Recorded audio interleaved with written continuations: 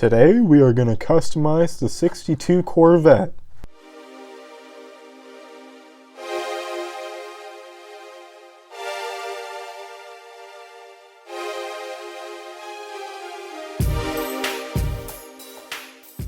Despite not being in the main line for a while, this one's not a new casting. As a matter of fact, we've seen it as a super treasure hunt back in 2013 in a very nice blue release. And this one I'd say is a really nice casting as well. I picked it up, I seen that it had a vein in the card, was a little disappointed by that.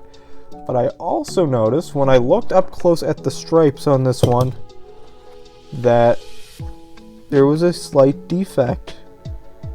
And I figured with that slight defect, maybe we could customize this bad boy. So I don't have much of my customization supplies in yet, as I'm waiting for some to show up, like my wheels. So I'm not even going to drill this car. All we're going to do today is we're going to erase some of the decals with a dry erase marker and a piece of paper towel. As you've seen, may see already, I've already practiced. As a matter of fact, I was working on this Mighty K and I was able to remove the decals. And I also tried it with this Boulevard S15. I tried to remove all the decals, but for some reason, it would not work for the Boulevard. So I am thinking we could probably do this in the next video and see how to customize that. But anyways, let's get back to this one and let's start erasing the decals. So all you have to do is you just have to cover the decal with the marker and just make sure you submerge it and push down with not like severe pressure, but just decent pressure. And I find this way to be significantly more forgiving than nail polish remover, which I've seen other people use. And it's not going to work right away. Sometimes it takes a couple of tries.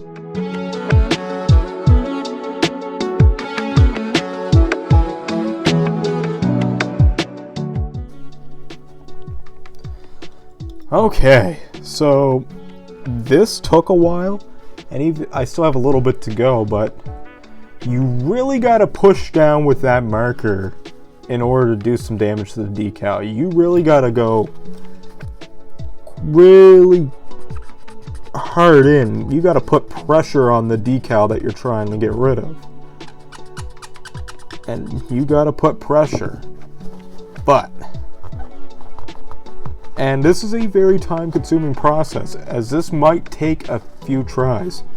And we could start to see that it is getting a little bit lighter there.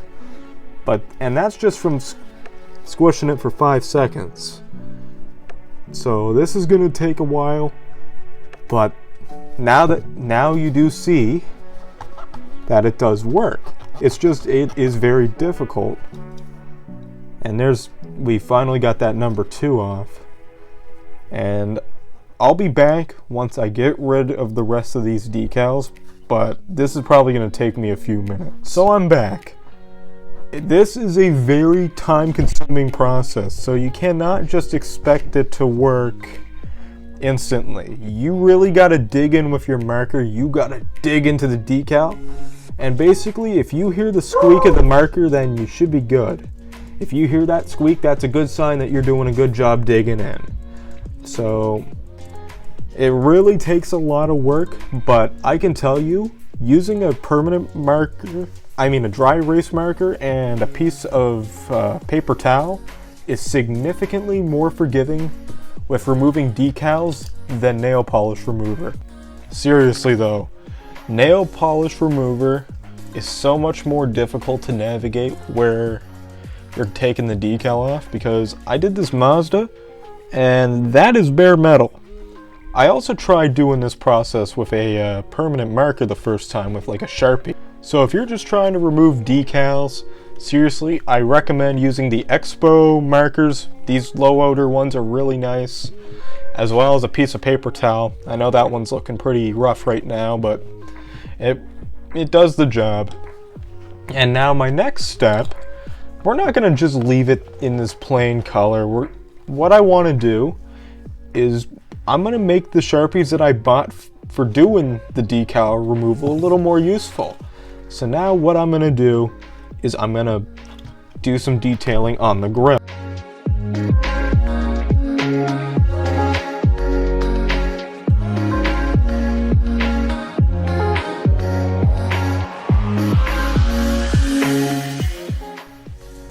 This is what our front end looks like now.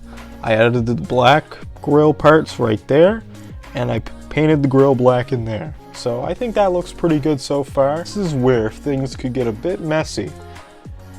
I did all the detailing here, and now it's time to do the headlights and taillights. So I'm going to use this new white paint that I got, and I'm going to use the side of a Q-tip in order to do this. I didn't want anything big, but I'm still waiting on my brushes, so this is what we're working with.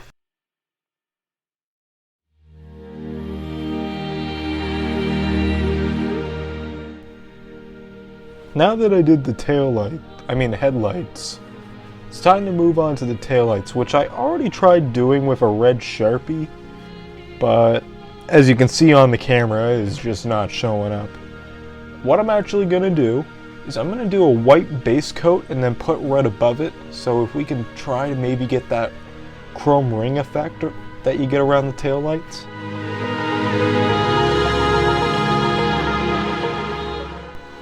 Okay, so the white's dried in. I used a pair of pliers to pinch in the Q-tip, maybe to give it a little bit more of an edge that we can work with. Let's see here.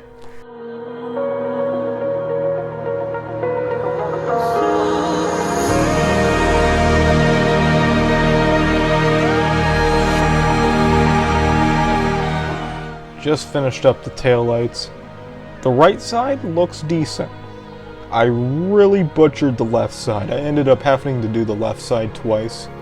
I didn't do the left side twice on camera because I don't want to show me repeating the same steps. But the front looks okay. And I would say this one is pretty much done. So I say now, let's get this one on the turntable and just admire the custom that we created. This one was kind of intended to be a quick project, as it is my first week back in school by the time you guys are seeing this. And I'm still waiting on some supplies, like some paint supplies. I'm waiting on some wheels.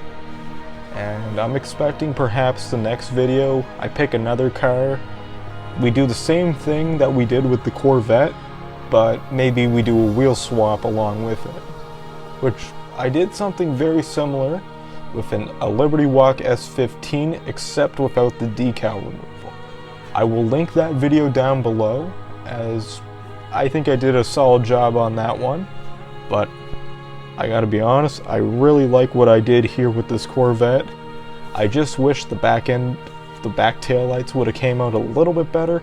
However, I think this one overall was a pretty solid job, and I hope you guys enjoyed this video. Make sure if you did, don't forget to leave a like, share, and subscribe to the channel, as there are more customization videos and more showcases coming in the future. Happy hunting, and stay safe.